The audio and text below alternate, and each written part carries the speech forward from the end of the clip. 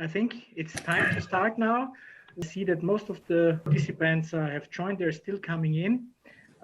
It's a great pleasure today to introduce Martin Lackeus in the Intrinsic webinar series.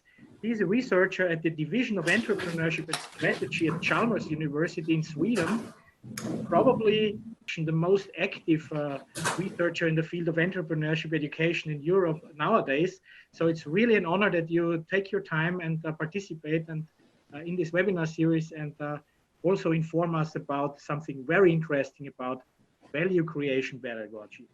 Your main interest, Martin, is about how to make people more entrepreneurial through education, and you are also looking into the efficiency of educational interventions, something that is very rare, but that we are all interested in.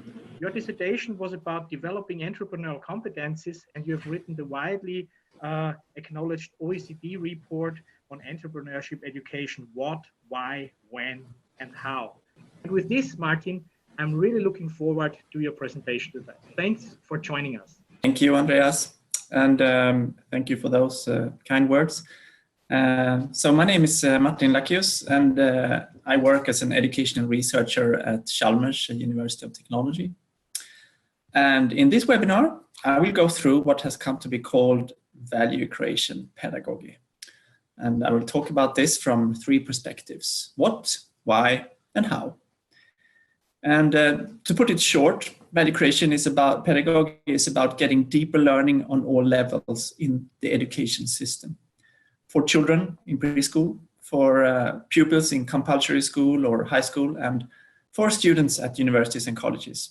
And of course, adult learners in various educational activities in general. And when their knowledge, skills, and abilities are directed outward so that they get an opportunity to create something of value to external people, here and now in their situation, their sense of meaningfulness in learning increases sharply. This is what we've seen in our research. And then their knowledge is also deepened. So it makes them perform better academically as well. The first part in this webinar will give, let's see here if I get the screen to work, yes. So the first part will give a background around theoretical roots of value creation pedagogy, which is entrepreneurship. We will briefly go through what it can mean to be entrepreneurial. In the second part, we will take a look at what value creation pedagogy is, how it is defined, and also what it can be based on various examples. I have prepared a number of videos in Swedish, but with subtitles in English that I'm going to show you, that I've never shown before actually outside Sweden. So that's going to be interesting, I think. The third part is about why teachers might want to work with value creation pedagogy. And it's based on the different effects of students that we have seen in our research. And then in the fourth and last part, we will look at how teachers can work with value creation pedagogy in practice. In most of the pictures in all four parts, I have posted links to relevant research articles. Of course, partly for those who want to read more, but also to build confidence that the content I'm giving in this webinar can actually be backed up by published research articles. So it has been carefully reviewed by a large number of leading research colleagues around the world. In fact, I'm waiting for an acceptance email today or within a few days on the most important summarizing research article that I've written in this area. So that's going to be exciting. I have some sparkling on cooling. Let's see if that happens today. So before we start, I just want to thank all of those who have participated in and co-created this research on value creation pedagogy. Without the commitment from these people, we would not have had any of what we today call value creation pedagogy. So yeah, thanks Karin, she's sitting right next to me here. So she's mentioned first. All right, so part one, what does it mean to be entrepreneurial? To answer this question, we need to get to the bottom of the concept of entrepreneurship. And entrepreneurship can be viewed through a kind of definitional prism. And this picture illustrates different interpretations of what entrepreneurship can be. And sorry, it's a bit quick there. It can be about innovation. It can be about being active. It can be about starting new businesses. It can be about creating new kinds of value. It can be about seeing opportunities. It can be about learning in a certain way, using different methods. But if we then broaden the perspective from entrepreneurship to being entrepreneurial in everyday life, for example, as an employee in an existing organization, then we see that we need to take away the focus on starting new companies. But all the other perspectives remain also in a very broad view. Being entrepreneurial can therefore be relevant in all parts of society, in all forms of education, and for students of all ages. So anyone can try to spot a new opportunity to create value, act upon it, and then learn from how it works. Of all the 6 remaining perspectives, one is of particular interest when it comes to education, and that is to see entrepreneurship as the creation of new value. This perspective is broad enough for all types of education, but distinct enough to work with for teachers. But it raises a question: what then is value? So here you see a model for what value might be. The model shows 5 different types of value that can be created for oneself and for others. And this gives us a total of 10 different perspectives on value. So being entrepreneurial is not at all just about creating economic value for oneself. People can also create enjoyment value, relationship value, influence value, and harmony value, both for themselves and for others. But now back to our prism. We will now start from 6 different perspectives on being entrepreneurial and create a model for what it means to be entrepreneurial. And we start with learning and value creation for others. They are in many ways the opposite of each other, and I will show a short film that illustrates this. So when there is full focus on learning, and when this learning is rarely applied by students to create value for others, then we are in the education system. When value creation for others is instead in focus, for example, value creation for customers, end users, or citizens, and when learning is the exception, then we've ended up in working life. And finally, then, if we try to strive for a good balance between learning and value creation, then we can say that we are being entrepreneurial, which is true regardless of whether you are a student in school or an employee in work life in the public, private, or non-profit sector. And another way to put this is that when we are entrepreneurial, I think we can say that we have reached a better work-learn balance. Going back to our model building, there are also many useful entrepreneurial methods that can help people to get a better work-learn balance by supporting people in how to learn what is valuable for others. Examples include lean startup, effectuation, design thinking, business planning, and so on. But being entrepreneurial is not fully captured by only 2 dimensions. Our model needs to be complemented a bit. So both agency and novelty are central perspectives. So being entrepreneurial is not only about learning and value creation, it's also fundamentally about taking action on an opportunity to create something new in the world. So there we are. Now our model is complete. And let's see here. This diamond-shaped model summarizes what it means to be entrepreneurial. It's about constantly navigating between 4 different perspectives.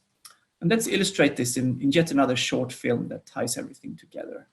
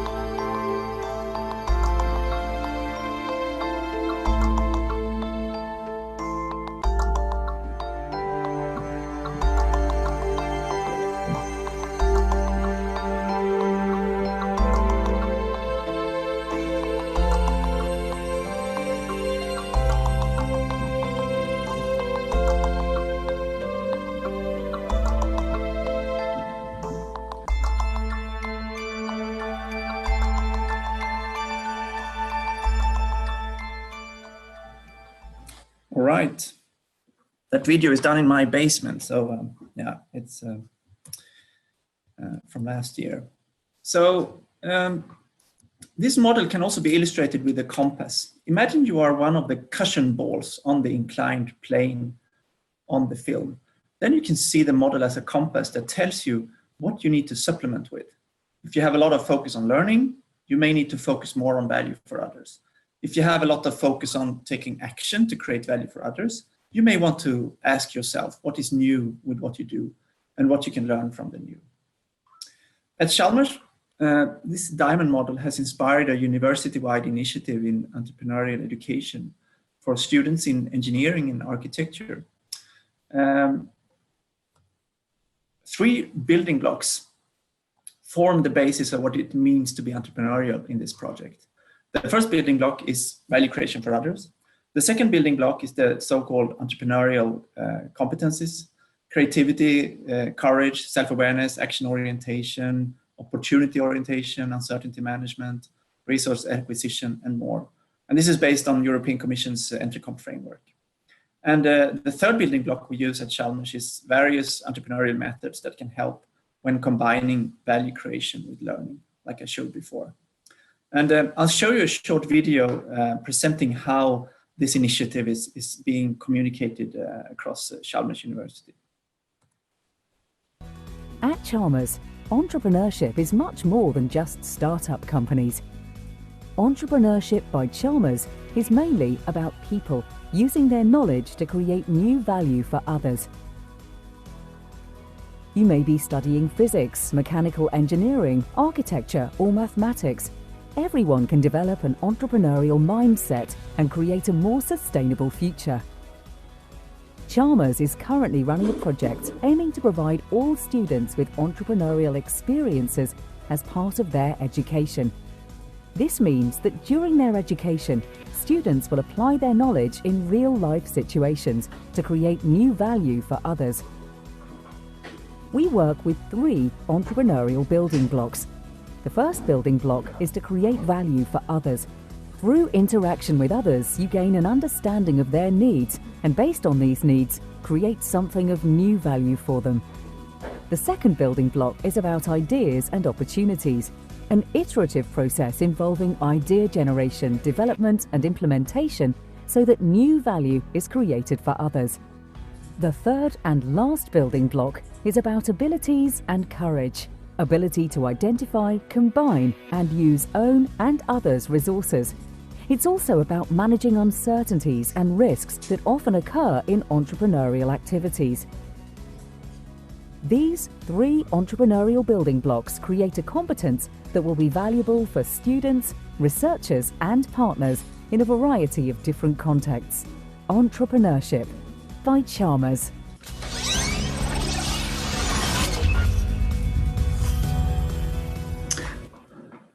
And to hear how this has been received, let's listen to one of our architecture professors, Anders Svensson at Chalmers. He's going to speak in Swedish, but I put subtitles on it.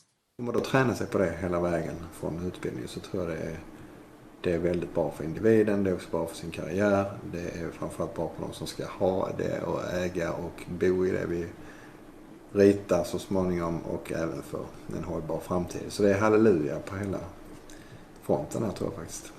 Det här är någonting som kan öka motivationen och geisten, tror jag. Och göra det riktigt kul också. Jag märker ju det på de studenter vi har som jobbar konkret med interaktion och värdeskapande för andra än idag. Att de är otroligt taggade kring detta. Det blir en helt annan situation i lärandet när man har en skarp uppdragsgivare eller interagerar med personer ovanför. Det är liksom, det är väsensskilt. Man får en riktning på sitt arbete som är mycket tydligare. Och liksom utgångspunkter som gör att man kan jobba ganska effektivt. Man får träna sig på att kommunicera, man får skärpa upp presentationer. Alltså det blir en skärpning av situationen som inte för en del är scary, det ska man också säga.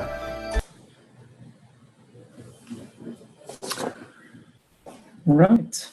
And to summarize this review of what I'm calling here theoretical roots of value creation pedagogy, I'm showing you here an overview model that puts value creation in pedagogy in a wider context.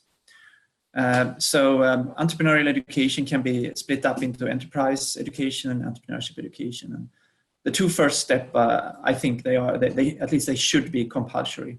All children, all pupils, all students of all ages should experience creative and value-creating activities at least once or twice every year in one way or another.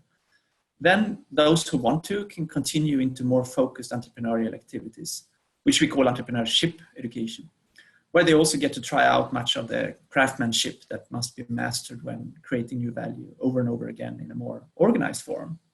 The right age to start with this may be perhaps when students are around 13 to 17 years old, for those who want then. And in all four stages of this progression model, it's relevant for students to develop their entrepreneurial skills and to work with different entrepreneurial methods.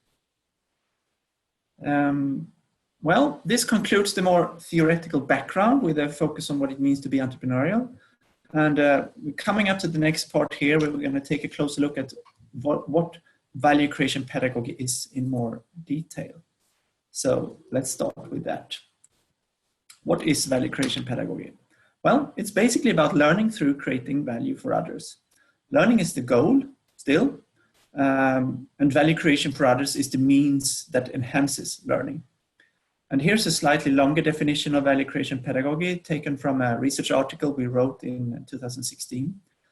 Let students learn by applying their existing and future competencies to create something, preferably novel, of value to at least one external stakeholder outside their group, class, or school. And this definition means that value creation pedagogy needs to be based on knowledge and skills, either those you already possess or even better, those you are currently practicing on the subject in question. Or rather in an interaction between different subjects, which is interdisciplinary. Because different subjects in real life are always used in combination, so we usually see the same in value creation pedagogy, where education is often linked to the surrounding society. Built into this definition, we also find a kind of progression model. Students can start by creating value for someone outside their own group, but within their class. Then they can go ahead and create value outside their class, but within their, the safe walls of the school or college or university. And then in the last step, they take the step out in society and then also enjoy the strongest effects on learning and motivation. Here you see a more detailed version of the definition of value creation pedagogy. And each part is explained more in detail here. You see here, for example, that this is a creative exercise. Students create something physical or intellectual that is to be appreciated by an outsider. You also see that it is the attempt that counts, not the potential value that might be created.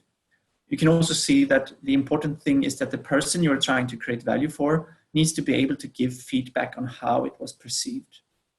And this, in fact, means that not only people can be recipients of value, also animals and even plants can provide feedback. A plant will be green if you take good care of it, for example. Here you see some examples of value creation pedagogy in practice. In our research, we have studied examples from all levels of education, and I will now play a few videos from some of these examples. I will show 4 short clips about a minute long each from 4 of the examples. So I'm going to start with this. This is about students lobbying in national media to save a TV program for kids. And when they started this process, they were actually in the 4th grade, but now from this video, they are in the 6th grade.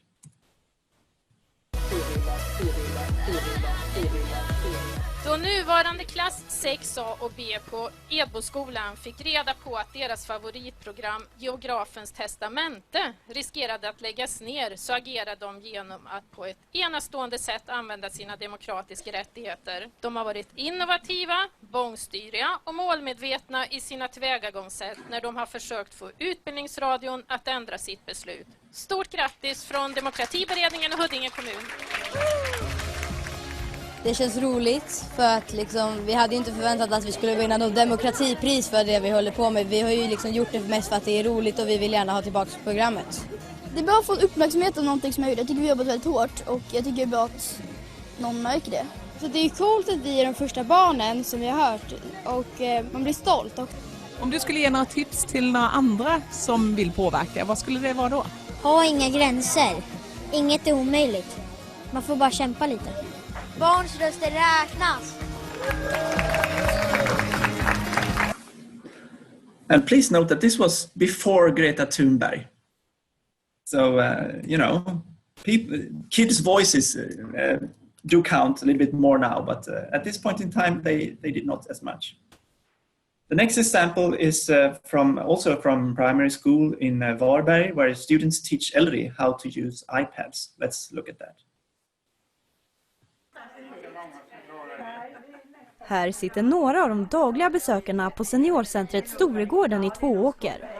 Och en gång i veckan kommer elever från Boskårdsskolan hit för att ha sin elevens vallektion som kallas seniorsurf. Då ska de alltså lära pensionärerna att använda surfplattor. Har ni gjort någonting med iPad sen sist? Nej. Vi väntar på er.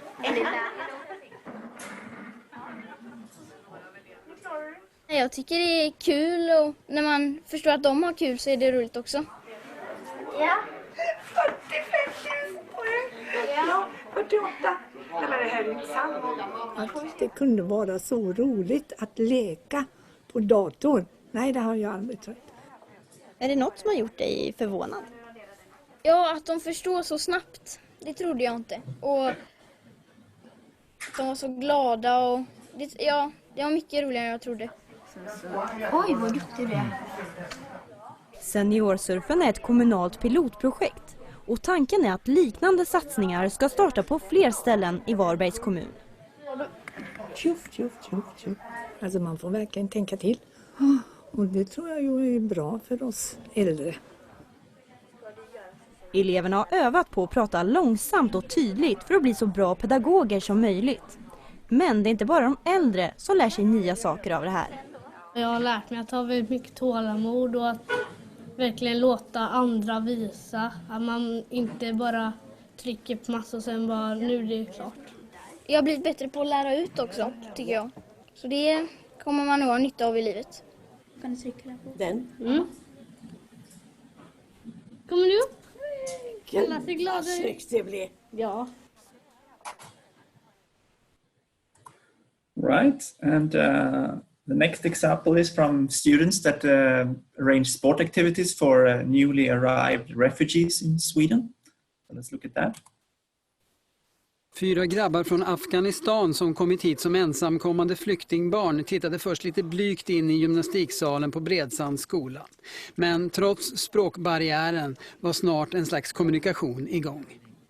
Mehdi, Ahmed, Merti, Yosin. Okej, idag vi ska spela lite innebandy. Kan du visa Linnea som ställer upp och visa boll och klubba? Innebandy.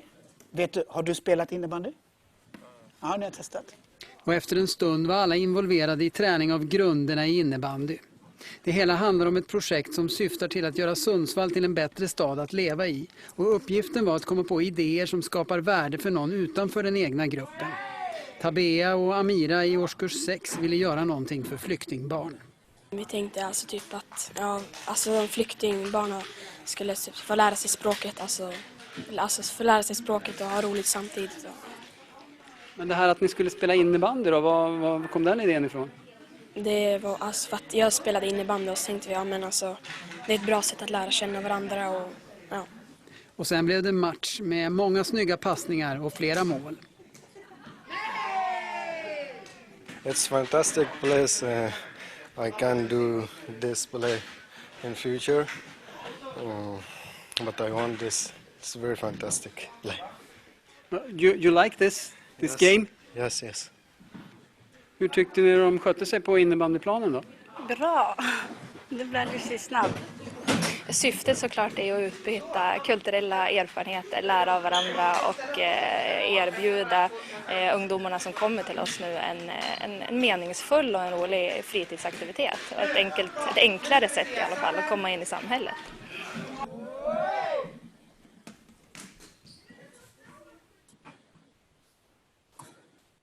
All right. As you can see, I don't have to do these videos myself because Swedish media does them for me. It's just that they never focus on the pedagogical idea behind. That's interesting, I think. I've done one video myself from what we do at Chalmers. So here is a video about students in chemistry, and they have educated people in working life around biomaterials. So let's have a look at that.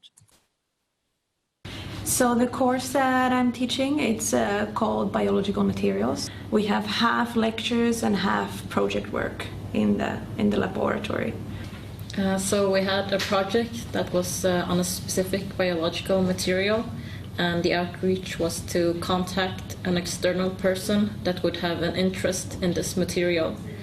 And it would also be valuable if this person could also exchange some information, like in our case with spider silk, that we spoke about the spider silk and the structure and the properties, and they could tell us about the spiders and their behavior and how they produce the spider silk. Yeah, they were really interested in our project. They don't know that much about the actual spider silk, more about the animal and its behavior. I think it's a different take on the teaching pedagogy that you have. So it's more about fostering an environment of intellectual curiosity rather than just learning the theory and taking exams. Yeah. You don't know anything as good as when you explain it for someone that's never heard it before. If you can convince a person that you have the knowledge about something, you know it for sure. So that's a deeper learning in my opinion.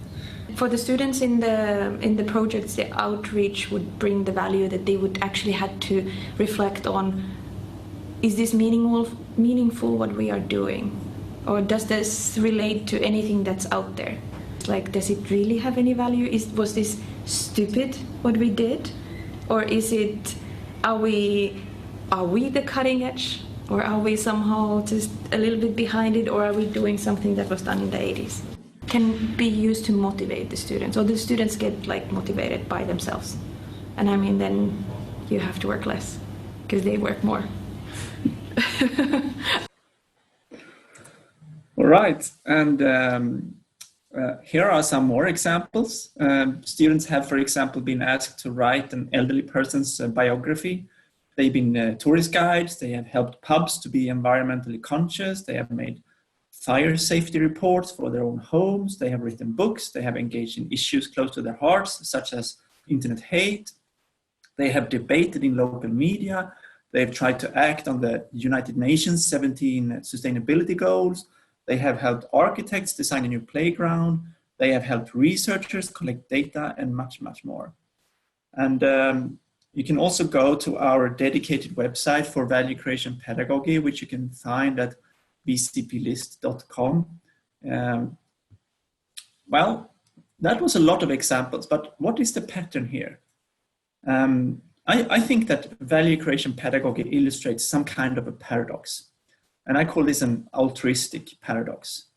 It seems that we humans are more motivated by creating value for others in 10 minutes than by creating value for ourselves in 10 years. And if that's the case, it might be better to ask students, for whom is this knowledge valuable today, than to say, you will have use for this knowledge in the future. So how can a teacher know if an activity is in line with what we here label value creation pedagogy? Well, here are two questions that any teacher can ask herself. And if the answer to both of these questions is yes, then it is a case of value creation pedagogy. So question one, are my students expected to interact with someone outside their own group, teacher, class, or school?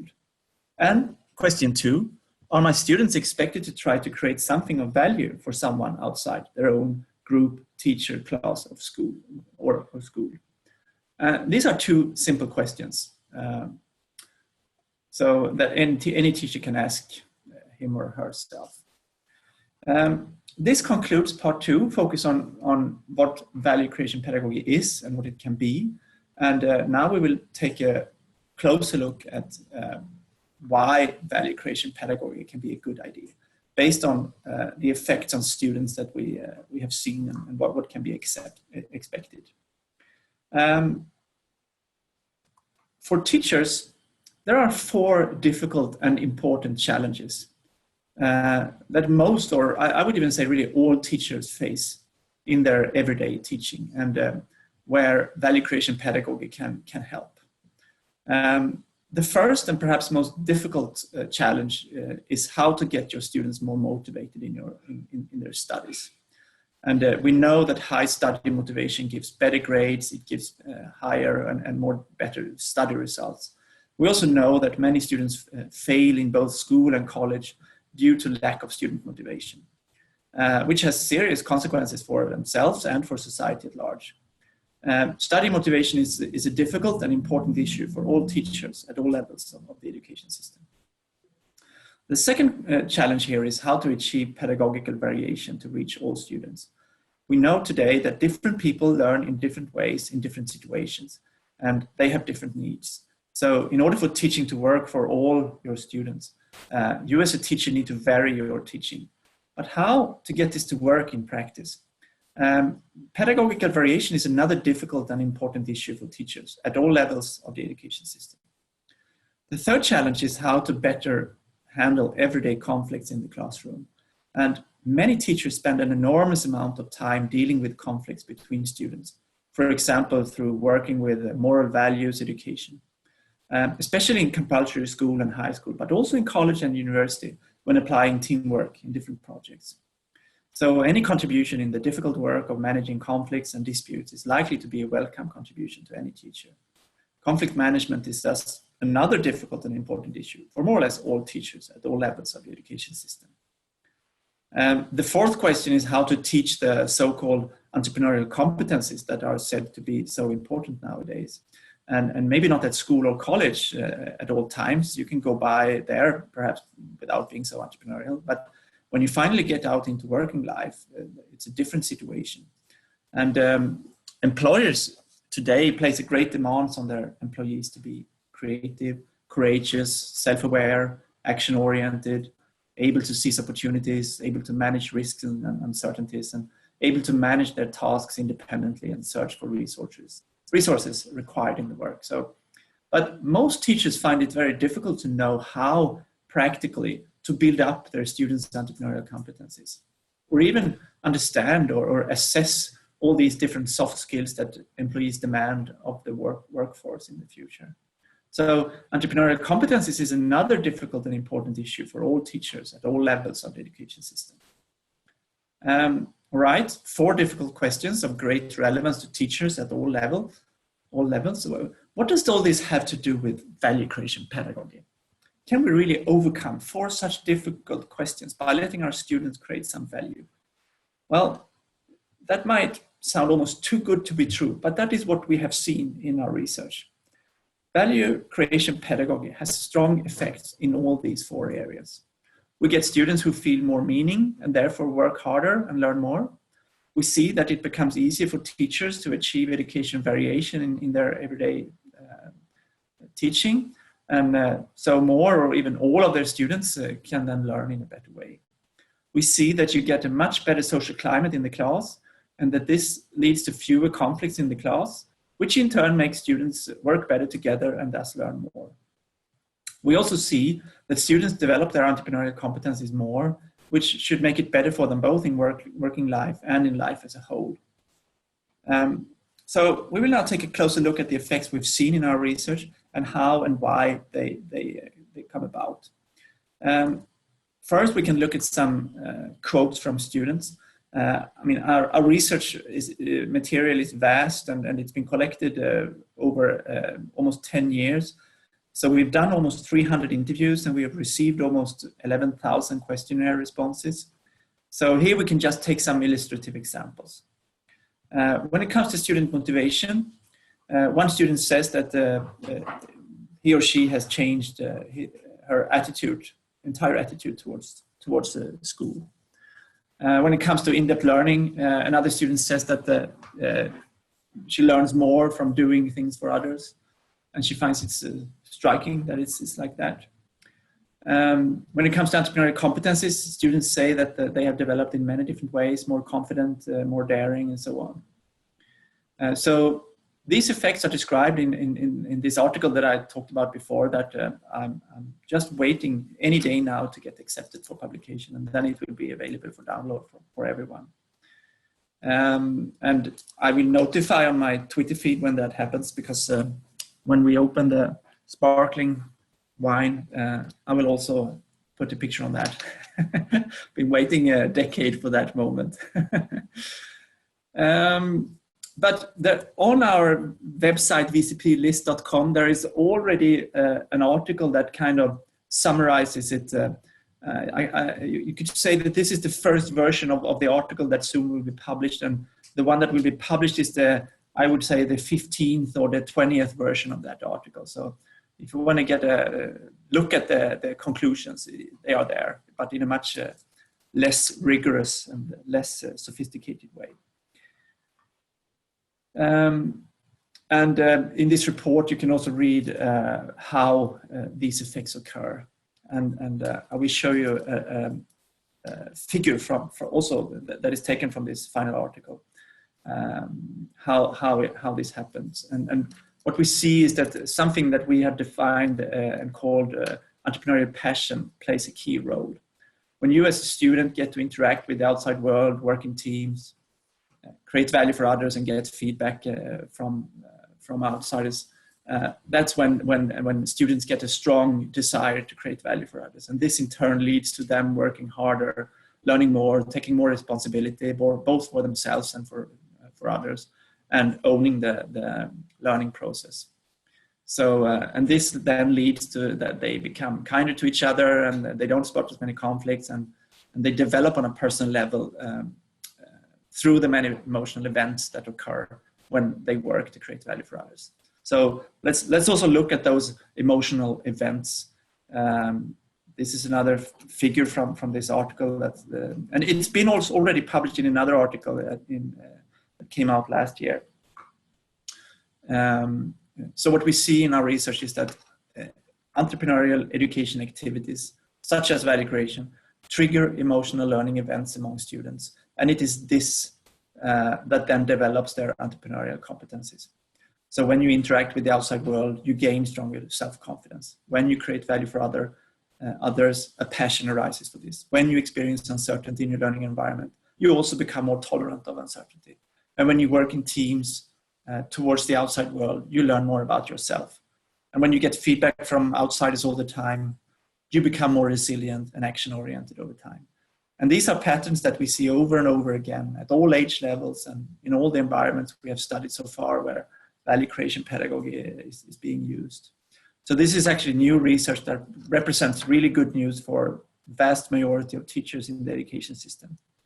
I will not discuss here how this differs from other educational ideas and other educational concepts, but I know that many are interested in that issue. So you can read more about that particular issue in a post in English on my research blog, vcplist.com. And this is actually the most read blog post on the entire website. So it seems like this is something that people are very interested in. Finally, we look at this with educational variation. If we want to try to position value creation pedagogy on the philosophical playing field of educational philosophy, it is not so easy. This is not yet another progressive method of education. It is also not so simple that it's just about experience-based education. Value creation pedagogy is rather to be regarded as a coordinated movement across the entire philosophical playing field in education. So you start down in classroom-based education with this question: for whom is this knowledge valuable today? Then you move towards traditional education, and you obtain knowledge, and then you do this through lectures, books, and your own work. And then you move towards progressive education and try to create something of value, preferably in creative group work in the classroom. And then you move on and leave the classroom, either physically or digitally. And then you start searching for one or more people outside the classroom or the lecture hall as intended recipients of value. And this is when things get really, really emotional. You make an attempt to, in a really practical way, in a tangible way to create the intended value. And then you see what feedback you get. And then you return to the classroom and you ask yourself, for whom was this valuable today? So the classroom is a really good place for reflection after trying to create value for others. And then you can continue with another round and another round and so on. So this figure shows how value creation pedagogy constitutes basically a pattern of movement. And I mean, when we want to move our bodies, we use music to coordinate our moves across the floor. And here, value creation pedagogy can be seen as some kind of a rhythm or music for teachers and students to do this variation in a more coordinated way. When should I be in the classroom? When should we do traditional education? When should we do progressive education? When should we leave the entire school or university building and go outside? Not every time. And I often heard entrepreneurship educators who say that we should go from traditional education to progressive education, that progressive education should replace traditional education. I don't believe that's a good way forward.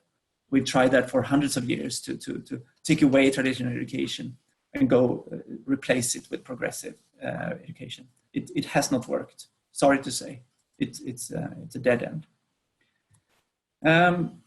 All right, this concludes the part on why value creation pedagogy, and now I will go more into the how part. But I will go through that really quickly because I see that time is flying here, and we're getting towards the end, and also maybe I don't want to tell the whole story. Maybe I want you to come back and to hear more someday. So let's leave this as a kind of a cliffhanger.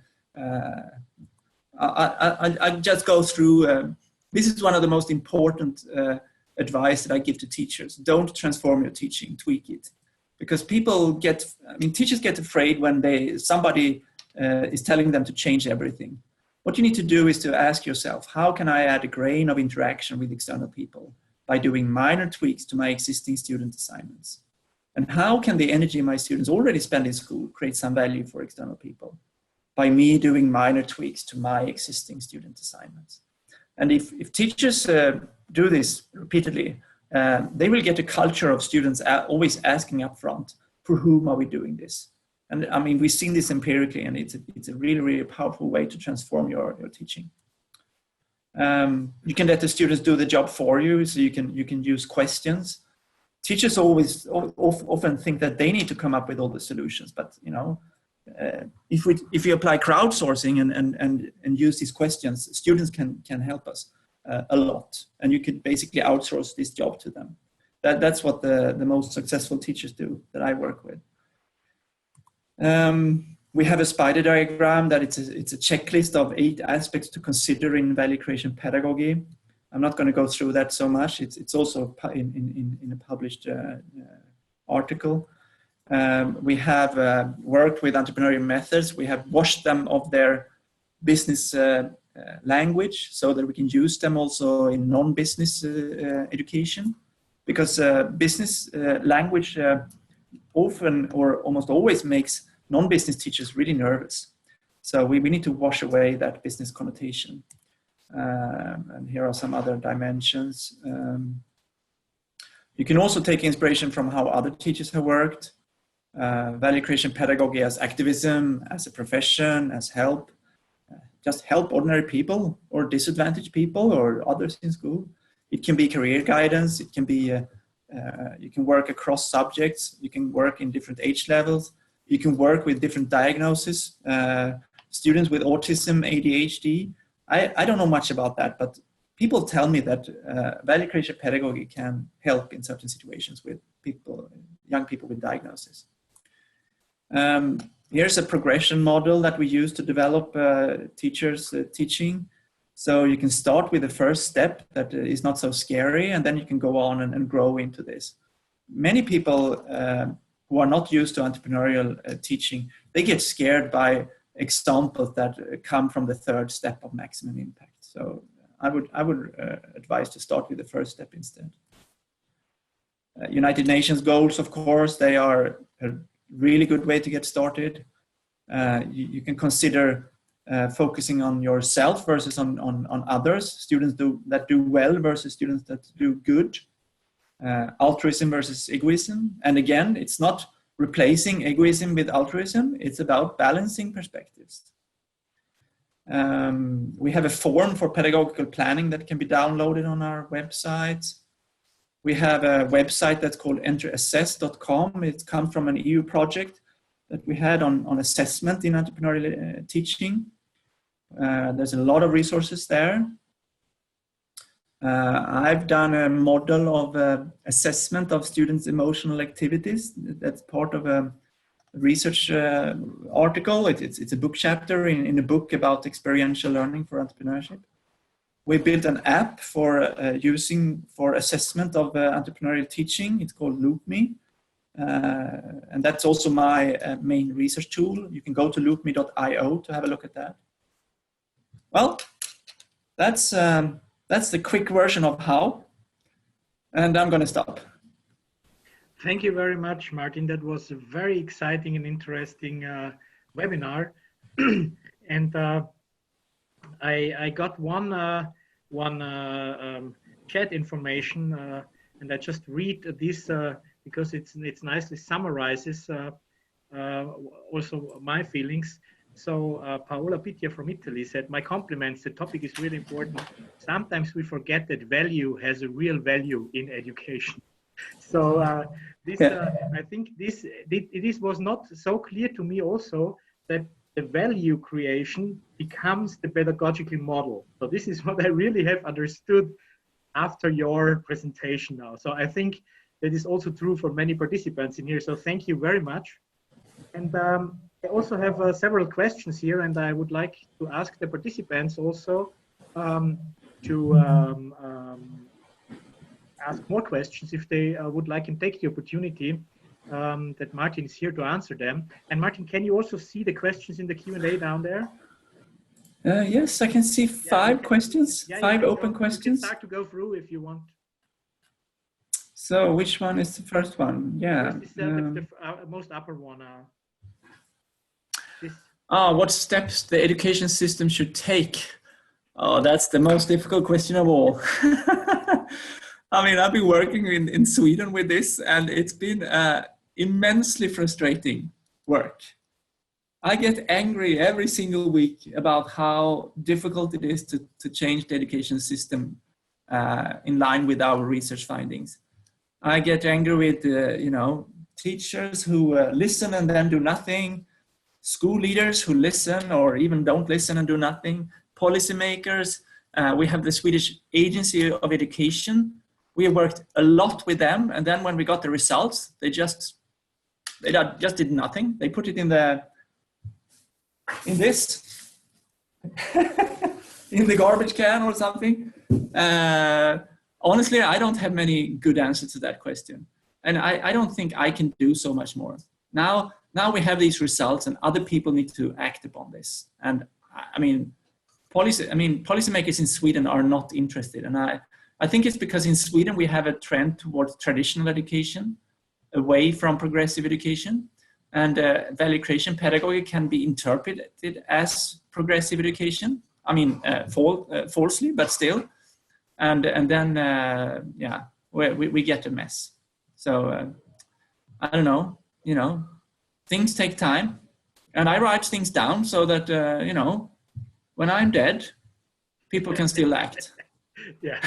So paper is still the most long-lasting storage medium of information. Yeah, I mean, I'm happy that the published articles they live forever, and that's my way of treating this challenge. Of course, I do a little bit here and there, and I try to help the teachers of my own kids because I've seen the power of it. I'd like my kids to have the same treatment as the ones that I've been studying, but it's not easy. Yeah. So there was one statement or in the chat that in Romania this is also let's say a challenge to implement, but I think people get out of this webinar very motivated to do so, because the results are there and the approach is so insightful. Yeah, it's so meaningful and it has so enormous power. So I think that also this webinar is part of the story of implementing. Yeah, and I mean, I think resilience is what you have when you give up and still care. Mm-hmm. And I've given up so many times on value creation pedagogy, and then I find myself still caring. And I mean, and when people ask, I start caring again. You know, you asked for this webinar, and then I did these images, and I translated them to English. I think this is the first time I present this in English in this way. I haven't done that before. Great. So there are some more questions. Yes. Why do people stay on the edges of the diamond model? It's a good question. I have an analogy that I use when working with this, and I think it's like oil and water.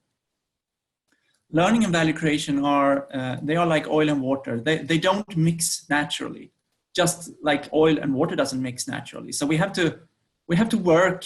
We have to put in energy to get them to mix. And you can do that in a few different ways. I have done a presentation that is on YouTube where I have some slides around that. People can find it on my YouTube channel. So if you search on my name on YouTube, you will find a video from Leeds where I talk about this. And basically, my current research question is: what is the emulsion, the emulsifier? I mean, this is chemical. I use a chemical analogy. What is the emulsifier we need to get learning and value creation to mix in a good way? And that's the hardest question I've ever worked with. I think that people, maybe specialization is one of the problems. In education, we specialize on learning. So we take away all the other things because we think it disturbs our focus. In work life, we focus on customer value. So we take away all the stuff that disturbs this focus, such as learning. You cannot invoice learning. Where should I send my invoice for, I learned a new thing? Who wants to pay for that? There is nobody to pay for that. So then I don't focus on that in working life. Why? Then I take another question here. Why is creating value for others the main motivation to be entrepreneurial? In the article that's coming out now, I try to explain this by using motivation theory. And three different foundational motivational theories are hedonism, egoism, and belongingness. And education systems are normally based on hedonism and egoism. You do this and you get these ECTS points or whatever. You do this because it can be fun for you. We don't use the belongingness motivation theory in education almost at all. We've forgotten that people are motivated by doing stuff for other people. Somehow that got lost in I don't know when it got lost, or if it has ever been applied in that way. I mean, many teachers do it, but maybe they don't think about why it works. It's because we are social animals. And we have. I mean, you could even say that it's one of the success factors of humanity. That's why we overtook the whole planet, because we are social, because we are motivated by doing things with and for others. That's basically I go to the kind of the literature on how we turn from monkeys to humans. That's where I find the literature on this, and it confirms this. So I haven't come up with that idea. That's something that people have been doing research on before. Let's see, action, agency.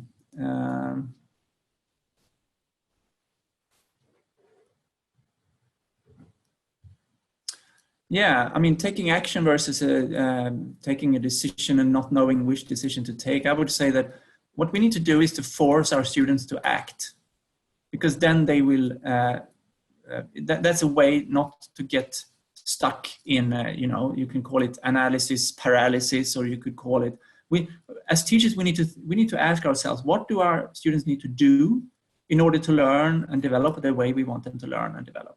So we need to give them the action. Do this. What do they need to do in order to learn? And this basically comes from Australian researchers, John Biggs. He wrote a book about this. It's called constructive alignment. It's established learning theory that we can use here to basically say that if we are not clear about what students need to do, I'm struggling with this question. We all say, oh, we need to do learning by doing. Learning by doing is great, okay, but learning by doing what? And no one has asked that question before, it seems, because when you search for it, you find almost nothing. I only found one research article, and it wasn't even about that. So learning by doing what is a crucial question for teachers.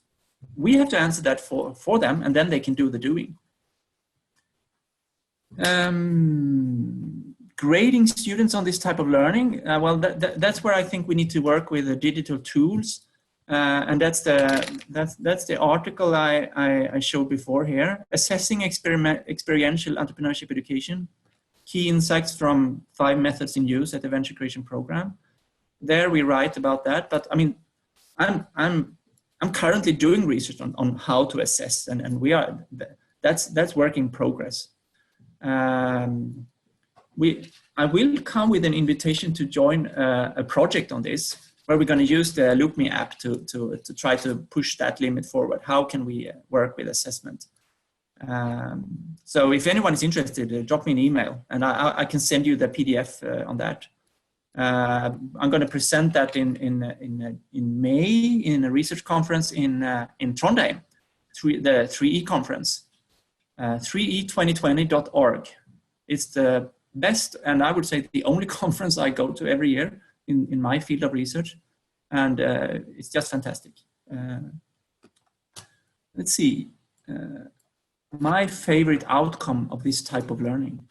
One could assume that my favorite outcome would be entrepreneurial competencies, but I've degraded that into 4th or at least 3rd place. I think that my favorite outcome of this type of teaching is that they learn knowledge and skills more in depth. I think that's my absolute favorite outcome, because that's what the education system is all about. We are educators because we want students to learn knowledge and skills. And attitudes, of course, but primarily knowledge and skills. And this works for that.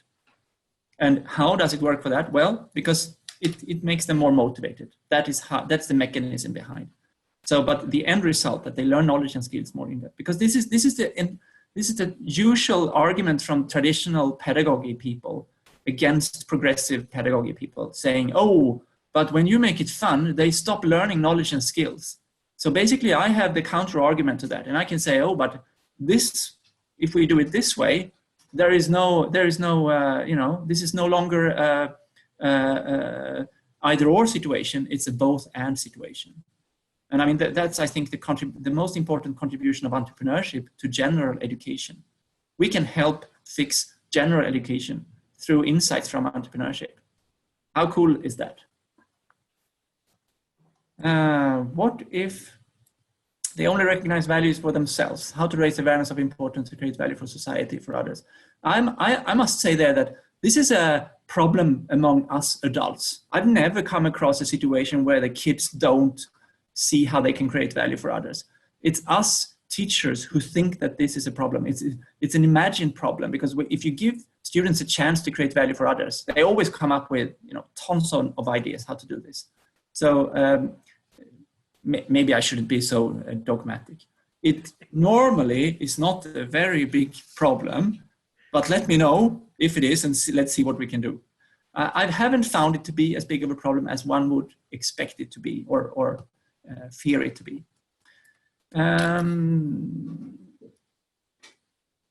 Is there an argument for higher education institutions to start a school year with a multidisciplinary value creation project before students dive deeper into their own degree? I mean, I guess so. I mean, this can be applied in any year on any age level. Once I told people that you can do this from 2 years and up, and then somebody said, "Oh, hey, but that's not right, because we can do it from 6 months and up, from babies 6 months old." Okay, I don't know how they do that, but they say it works for six-month-old babies. So yeah, I don't know. There is certainly arguments for that. What more? Teaching English part-time to adults. Do you think I can implement some of these ideas during my classes? Yes, indeed. I haven't found a subject where this cannot be used yet. Everybody always asks me, yeah, okay, but what about mathematics? Yeah, and we have a lot of teachers working this way in mathematics in Sweden. And one day I should write an article about it, but yeah. We're looking forward to it, Martin. We are looking forward to this article because I think that's really a big question that especially at universities, and this is also what the Intrinsic project is about. We have a lot of domain experts and researchers in a domain, and now we want to do exactly what you have presented, put some grains of entrepreneurship, and let's call entrepreneurship is to a certain degree, and sustainable entrepreneurship is to a large degree comparable to value creation pedagogy. Yeah, so educating for sustainable entrepreneurship is let's say, of value creation pedagogy, but I have never looked at it that way. And I think the big question at the university level is how to really put it into the domains and how to make people feel confident of putting it into their domains. So, and we at the Intrinsic project, we especially take the sustainable development goals as starting point and the list of challenges. So there is behind each sustainable development goal, you have a list of challenges that is that you can use and that is much more insightful in what could be done. But still, and this is also a task that we try to do, is to match them to the domains and to match them to activities and to potential activities. And I really think that a platform on value creation opportunities where people can collaborate across universities or whatsoever, that could be a big way forward. And people are increasingly aiming at these platforms, online platforms where cases are created, and they call it beehives or virtual academies or whatsoever, where people are really working together across countries, across, let's say, a world to solve problems together. So why not framing this with value creation? So that would be a great step forward. So I think that we're looking forward to your paper. So I think you have a lot still to write. Thank you. Yeah, maybe I don't need to die already. No. We hope that you will have a long life. We wish you. Thank you so much. Thank you. So I think we have reached the end of the webinar, and there are no more questions. But all people stayed until the end of the webinar. So it really must have been a very interesting experience for them. So thanks, Martin, again. And thank you, everybody. And with these words from my side, I want to close. So do you want to say something to end the webinar to the participants, Martin? Thank you for listening, and let me know how we can do this together. I mean, this has been a co-creation effort so far, and that's how it's going to continue in the next decade as well. So anyone can drop me an email or whatever, and let me know how we can do stuff together to make this happen. Great. Thank you. So thank you very much, Martin. And with these words, I'm closing the webinar and say thanks to the participants. Thanks for the active participation in the discussion. Thanks again to Martin. See you soon in some occasion.